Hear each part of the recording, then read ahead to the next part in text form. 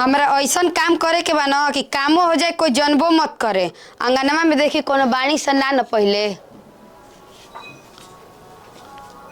कोनो नहीं किसन अगर जान जी हसन तो भांडा फूट जाई। रुका उनके बला ले ही अब कोई नहीं खेल अब से का घर में घुसा दे।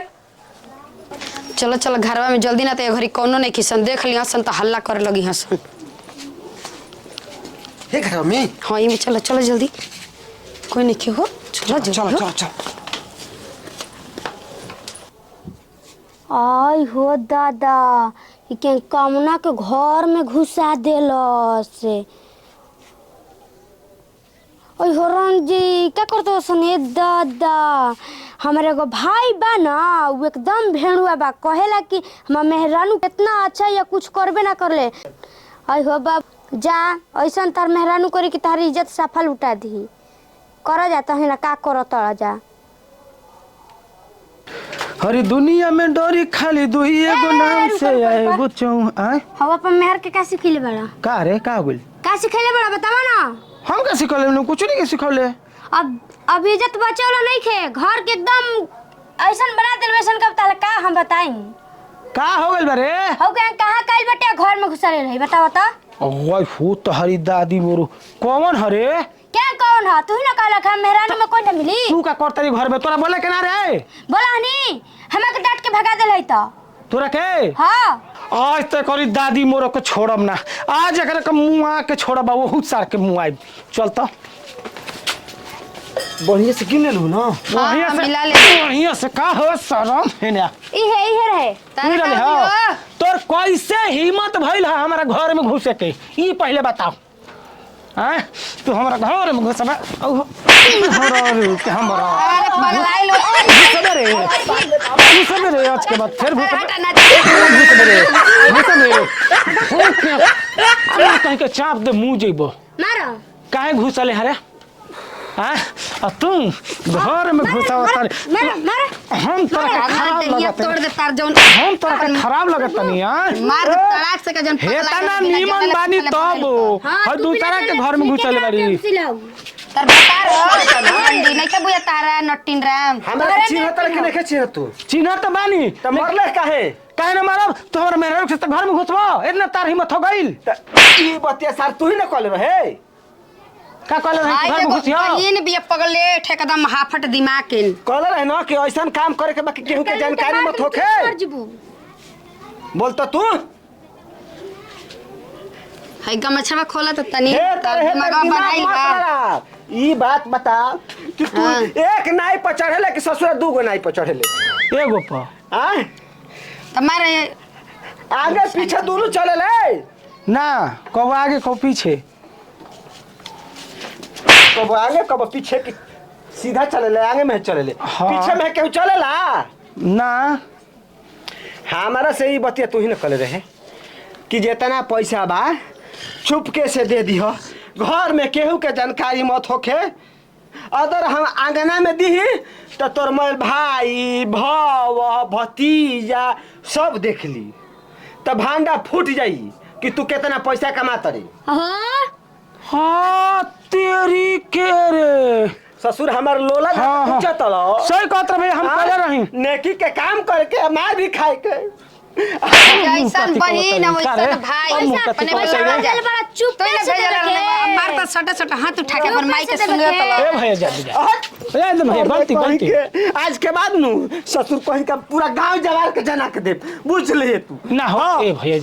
जानता रहो पैसा हमारा मेहनत के कमाई अगर सब कोई जान जाई तो मांगे ना लागी मांगे लगी तो कर्जा खोले बल तो मांगे मेरे करी हो चुप के दबा के भइल चाहता सारा पैसा चुरा के माई के दे दे देखी चुप रह तू छटंकिया बोलबे मत कर ना तो छाट दे धा के नीचे वाला 6 इंच औरी हो जे 1.5 फीट के तोरा से ई के कहला ए मर्द भैया हाई कहतिया न कि भौजी ता जनी कमरा के तो घरवा में ढुकइले भी हो भैया का तो करतिया अब बतावा कि केकर दिमाग का हाला में रही इतना सुनला के बाद हमारा के तू ही ना विदा कोले रहे कि देखो भैया ऐसा काम बनो कि तू समझदार आदमी बाड़ो। अगर हम लेके जाइब तो मैं ले जान जी हस आ तू जेबा त केहू जन्मे ना पाई। हाँ मर्द भैया हम ही कहले रही सही कहत रह। लेकिन हई खस खत्म गसे गायब एकर स्क्रू ढीला बाटे ई साफा हाफ माइंड बिया। एकर जल्दी कहीं नाम लिखवा दो। बेटा के साफ माइंड भी है, साफ पागल भी है साफ एकदम। पागल भाई कर दादी कुछ देखे ली या सोचे समझली ना गम तो कुछ बोलते भी ना। एकर पगले में गिनती बा ना चलाके में गिनती बा। तू ही ना कहला आए कुछ देखिए तो कहिए हमारे धमका दिलहनी। तो हम पैसा के तो के देखे के कर रही के पैसा दीते देख के कह दिए हम का जानती पैसे दे तन घरा में जाए तारी दादी मरो जौने कमाओ खाते के हम छिपावनी उतर ऊपर हो गई। आगना में दी कि गिनत खुली तू देख ले त अपन माई ले जाके कह दे ताके घर में पैसा दिया ता ये आग लगावा नहीं, आग लगा दिया तो अभी देखा कितना शरीफ बतियावत है। अब चुप रहो भाषण मत कर। अब अंगना में लिया के दिया है कुल इज्जत बेच दिया। बताई कितना पैसा देले बनी तोरा के तबे ना तू जनबी। ए मर्द भैया देखा ई कुल काम मत कर काहे तू बतइबो हो। तू ही नहीं लियो तर बार तला पूछले वो एक बेरी। ए तो एको बार ना पूछला हो भाई के लोलिया दलो 5 फट हुमच देलो। ए त जाय दो भैया गलती हो गइला जानत री हम थोड़ा डिप्रेशन में चल गइनी डिप्रेशन में बड़ा के हाई डिप्रेशन में डलले रहले हैं। ओ भैया तार पता नहीं कि दोनों फुसलावत सन घर में क्या का करते सन। चुप रह तू ही जानत री हमरा से ढेर भाई देख देखत रे का बक बक कइले बड़ी देख ले कितना पैसा भरे ए जी होय बी ओय हो। अरे दादी मोरो। अच्छा जाय दो ए हम से गलती हो गेले धनिया तो जा धनिया कनिया उधर मत उधर कर जा हमसे का कहतला। हाय हमर धनिया हम अब हम जातो नहीं। हाँ, अब हम ना ई पगलेट के खानदान में ई ससुरा सब के सब पागल बा सब। ना तो तुरंत तेजी भाग जीवा रुक हम ना तो भागे कर जाई बेटा कम नहीं कर अबे गाड़िया से लड़ा सन अपने में भाई बहन दोनों। तू कहां ए भैया, बोनिया तू जाए कहां दो। जातू हो जाला मिस्टेक निमन आदमी का मिस्टेक निमन यार कहीं का अब तक ले मीठा पानी के ना पूछलो आ बात बतिया उतर तू। मीठा पानी ले बाहर रुक देता मीठा पानी ले बा ला मीठा पानी अरे ए पागल हो गए पागल है करे मीठा पानी तारा घर बोल भी पे ए मीठा पानी मांगता है का मीठा पानी वाला तू मीठा पेन देबी तो कुछ बुझाइल हवे कुछ बुझाइल ए करे के मन करता कि मार के मुआ देही इज्जत खोपड़ी के ओकर बात सुन के हमें मार तड़ा काहे न मारो रे झूठो काग लगा देली बताओ कौन करे के पिटवा देली हमरा मेहरारू को गलत साबित करवा देली उन करो के बुझाते नहीं थे केवना नक्षत्र में पैदा बिया नहीं सोच भी ना टेढ़ बिया। हम तो सोचनी है कि देख लो को आते कहो सोच तो बाड़ी देह से सोच बाड़ी लेकिन दिमाग से टेढ़ बाड़ी तू ही दिमाग लगता है बड़ा एही ले जाके घर में पैसे देता रहा कितना गाल बजावती हो त लाजो ना लागत रहे